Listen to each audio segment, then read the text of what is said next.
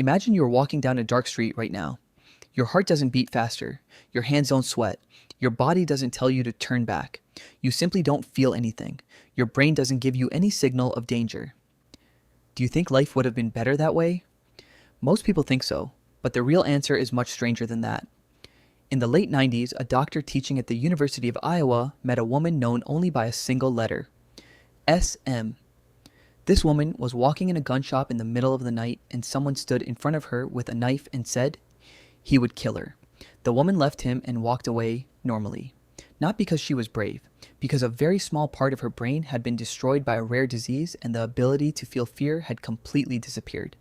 This part is called the amygdala. It is exactly the size of an almond. There are two of them, one in each hemisphere of the brain. And even though it is small, it is responsible for your first reaction when you feel danger. Before your mind thinks, your amygdala has already made the decision. This woman, SM, lived her whole life without fear.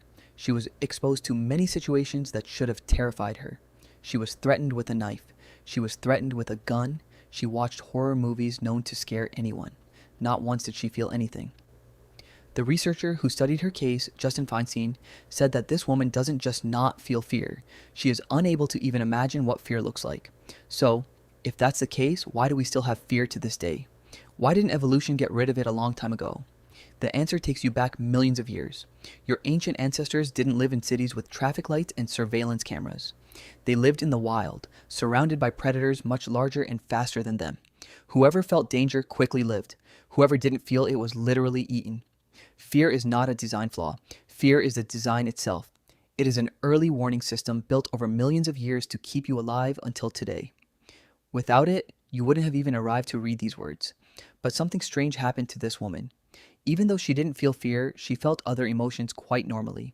She would get sad, she would get happy, she would get upset. Only fear had disappeared. This helped scientists understand something important, that all our emotions do not operate from one center in the brain. Each emotion has its own almost separate control line, and fear, in particular, is largely linked to the amygdala. Researcher Joseph Ledoux, who spent most of his professional life studying the amygdala, described fear in a very simple way. He said it is not an emotion in the first place, it is a primal survival system, and the feeling we experience is just a byproduct of that system. This means your body moves to flee or fight before your brain says, I'm afraid. The feeling comes late. Think with me for a moment. When was the last time you felt a sudden fright? Not fear of something big, something simple, like someone tapping on your shoulder without you noticing. Your body moved before you thought, right? That is exactly what has been happening for millions of years. Your amygdala works faster than your consciousness, but fear doesn't always protect us properly in the modern era. The problem is that your brain, which was designed to survive a tiger, now deals with the same system when it comes to an email from your boss, a late night phone call, or even a strange look in a crowded place. The body doesn't differentiate much between real danger and imagined danger. It still releases the same hormones, adrenaline, cortisol, and it still speeds up your heart in the same way. Researcher Lisa Feldman Barrett, who has done extensive research on emotions in the brain, says that the mind has one primary function, which is to predict the near future to protect you. This means your brain is always trying to anticipate what's coming, and anything strange or unexpected, it puts in the potential danger box until it is sure of the opposite.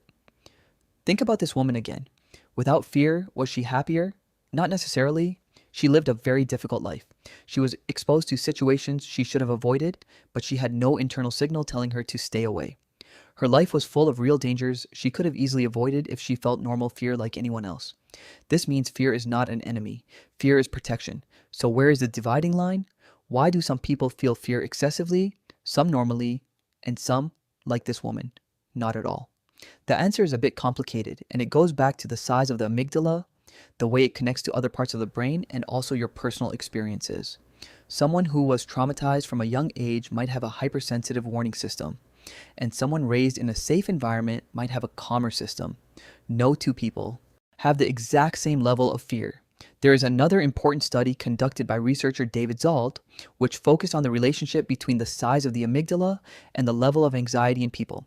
The result was that people with relatively larger amygdalae often feel higher levels of anxiety in new or ambiguous situations. This means not everyone has the same degree of sensitivity, and this is part of our difference as humans. Now, Think about yourself. Many times you feel fear of something that won't actually hurt you. A work presentation, an important phone call, a text message you don't know how to reply to. Your body treats these situations as if there is a tiger standing in front of you. The heart beats, the hand trembles, your voice changes. Not because you are weak, because a system designed to protect your ancestors a million years ago is now dealing with a world completely different from the one it was designed for. The great irony is that the fear that bothers you in daily situations is the same thing that kept your ancestors alive until they had children, one of whom led to you. So every time you feel sudden anxiety, you are feeling the echo of a very ancient system, older than language, older than fire, older than the first human who walked on two legs. The question is not, how do I get rid of fear? The right question is, how do I understand this fear and use it to my advantage? Scientists now say that the first step is to acknowledge what you are feeling without trying to resist it immediately. When you feel anxious before an important situation, your body isn't trying to hinder you, it's trying to prepare you. The adrenaline that is released can make you more focused if you know how to direct it instead of fighting it. Think about the next time you feel a sudden fear of something simple. Don't try to convince yourself that it shouldn't happen. Instead, ask yourself, what is my body trying to protect me from right now? In most cases, the answer will be something very old, unrelated to the current situation, but triggered by a simple resemblance. And go back to the beginning question, if you had been born without fear, how long would you have lived? The answer is that fear is not a flaw in your design. It is the oldest gift you received from your ancestors, a gift that kept them alive and made you exist right now listening to these words.